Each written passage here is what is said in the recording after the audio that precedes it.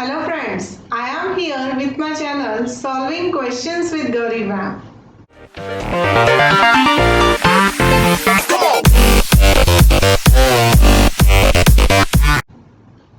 आज हम हमारे 12th स्टैंडर्ड के बच्चों के लिए नीट प्रिपरेशन के लिए क्वेश्चन सॉल्व कर रहे हैं। क्वेश्चन है सेल डिवीजन टॉपिक से जो हमने 11th में पढ़ा हुआ है।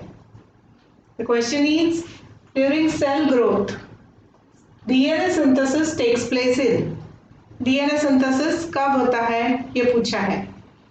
Options are G2 phase, M phase, whether it is S phase or the answer is G1 phase. So let's see what is cell cycle. Just revise our cell cycle so that we'll get the answer. This is a diagram for cell cycle. यहाँ पर हम G1, S and G2 phases are there. Then there is a M phase. G1, G2 and S combinedly are called as a interphase. यहाँ पर M phase में जो mitosis या फिर meiosis होने वाला है उसके लिए पूरा प्रिपरेशन किया जाता है in G1, S and G2 phase में. So these three are combinedly known as a interphase and this is a M phase, that is mitosis. अभी इससे भी डिटेल में अगर देखें तो G1 phase this lasts for 8 hours, 8 or some more hours. यहाँ पर प्रोटीन सिंथेसिस हो जाएगा। जो प्रोटीन्स S phase में जाने के लिए रिक्वायर्ड है that will be synthesized in a G1 phase. Cell growth होगी and normal cell functioning will be there. अब S phase में सेल को DNA synthesis कराना है. The cell has to replicate its DNA. तो इस DNA synthesis के लिए जो भी enzymes, proteins, DNA, RNA लगने वाला है that preparation is done in a G1 phase. ठीक है?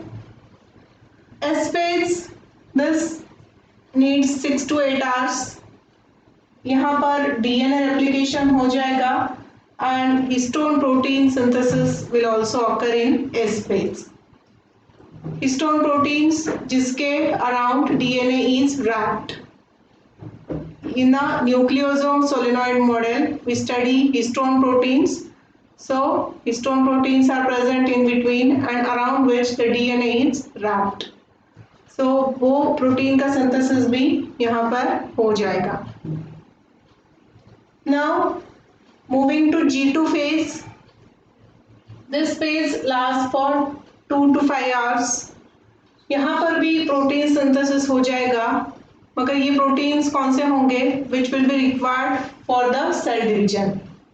जो नेक्स्ट फेज है माइटोसिस की उसके लिए जो प्रोटीन रिक्वायरमेंट होगी वो यहाँ पे फुलफिल की जाएगी. G2 फेज में there will be protein synthesis required for cell division.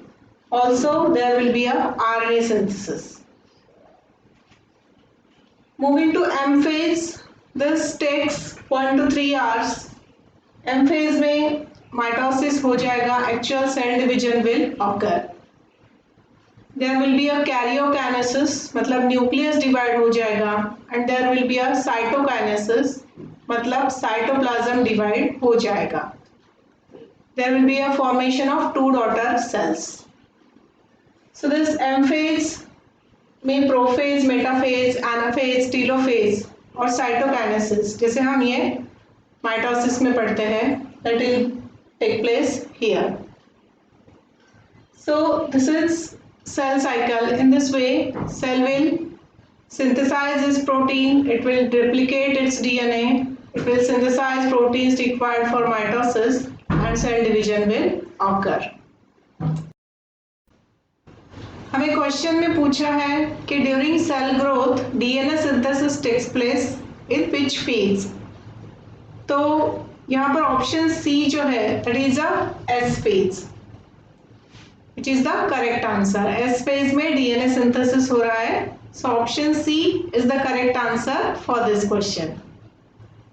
Here I have concluded with today's video.